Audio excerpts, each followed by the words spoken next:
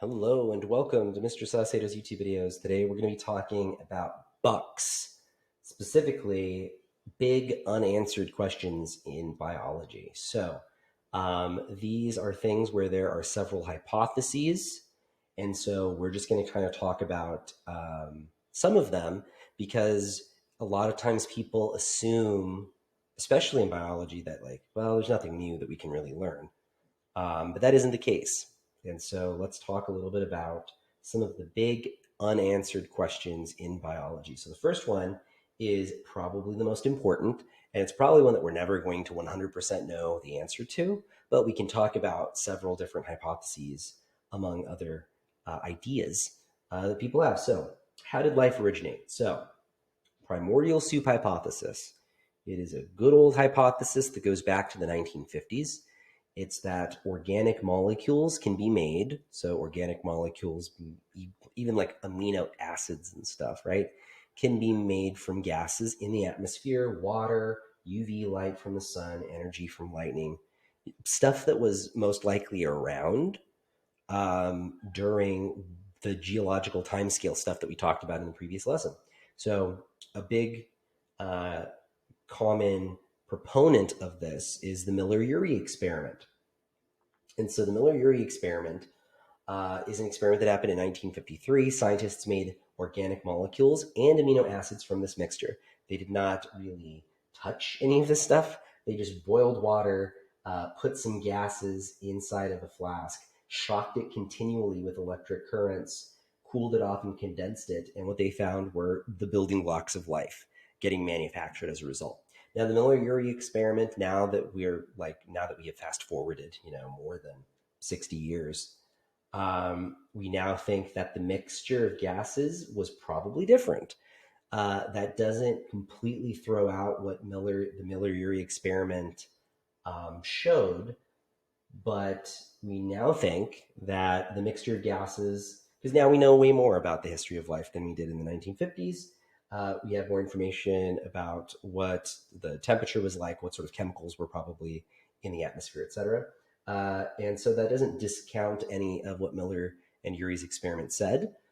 Some of the most interesting stuff, though, that we found, not from Miller-Urey experiment stuff, but is that hydrogen cyanide, which is a toxin, a toxic gas that we believe was probably in low concentrations in the early Earth. What we have found through experimentation is that it can react with itself and form adenine.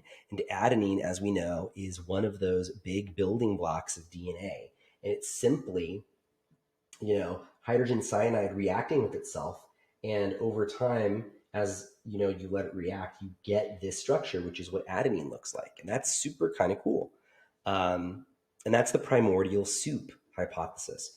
The clay hypothesis. So now we're going a step above just making the building blocks. Now that we have, possible amino acids, we have nucleotides, whatever that might be, clay can actually be used as a surface to catalyze different types of reactions.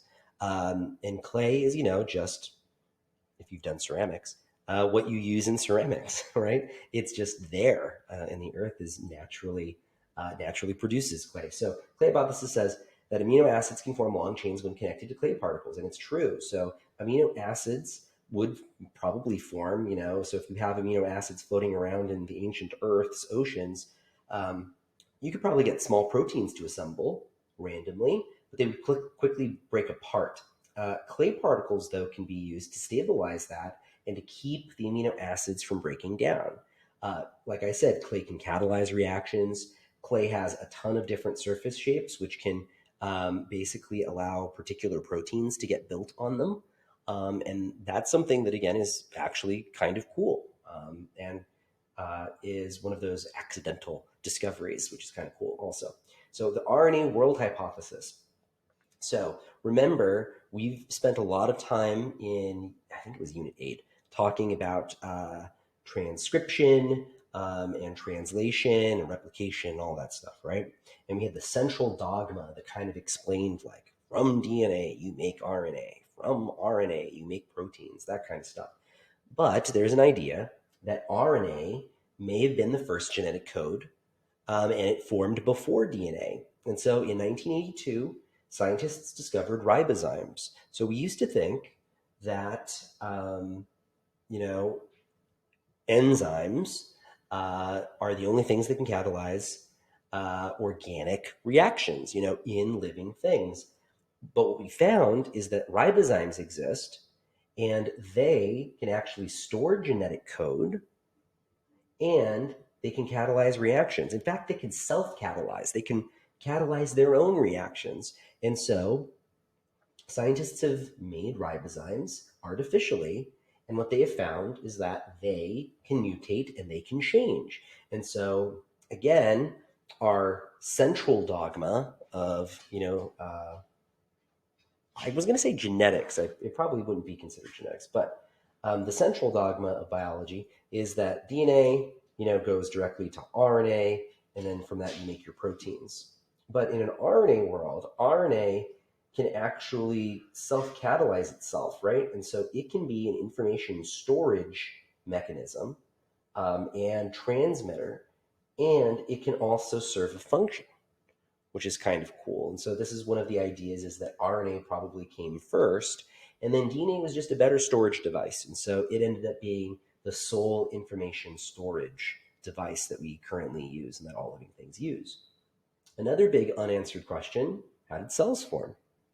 So the earliest microbe fossils are 3.8 to 4.3 billion years old, which is huge, by the way, huge difference, right? But it's because, like I said, bacteria don't leave great fossils behind. Now, archaea are the oldest bacteria, and they live in extreme environments. They can live without sunlight, they can live without oxygen. Some of them are chemosynthetic, and so here we have a caldera, and each different color that you see, this is not falsely colored, these are different colonies of bacteria that are living in these crazy, crazy hot temperatures. This water is, literally steaming. That's how hot it is. And of course, they live in underwater vents. So we have really extreme examples of bacteria already that live on Earth and are still around. And so it's possible that, they're the earliest form of life on Earth anyway. And so what we do know are that the first cells had to have been prokaryotic. They didn't have any cell parts at all. And so we're talking about very simple bacteria. We do know that about 3.5 billion years ago, the first cyanobacteria began manufacturing oxygen via, what we would call photosynthesis. So we know that also. But where did they all come from? There are different ideas.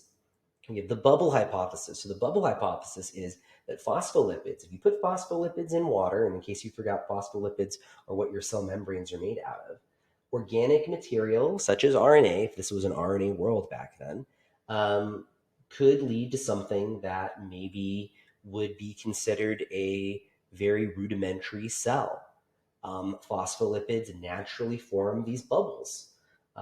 They form semi-permeable membranes automatically.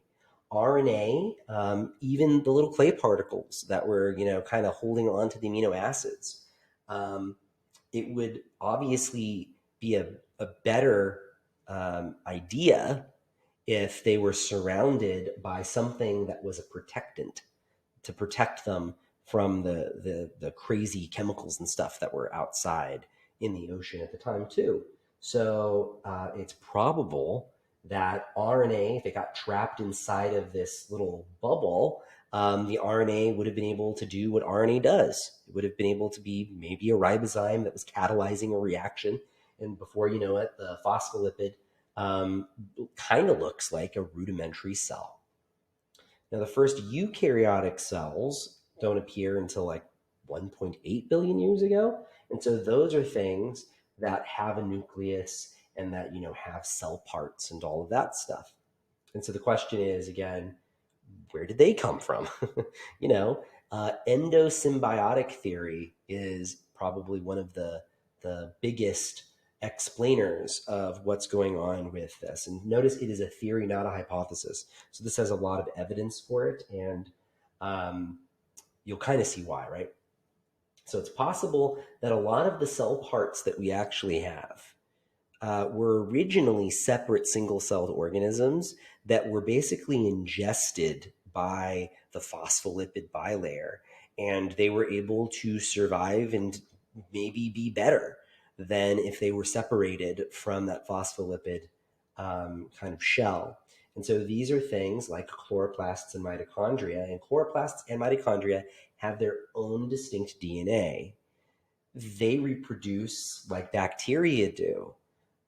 They reproduce on their own. The nucleus doesn't tell them necessarily to reproduce. They do that almost entirely on their own. They reproduce by fission. And so, fission is how bacteria reproduce. And that's where they basically double in size and they basically just kind of pinch themselves off. And they make clones of themselves. The DNA inside of them is arranged in a circular ring, just like a bacteria is. And so their DNA actually forms a ring, which is what we find in modern bacteria. So a lot of this is leading us to think that these were probably single-celled bacteria before, and then they just were safer inside of this other protected phospholipid bubble, basically.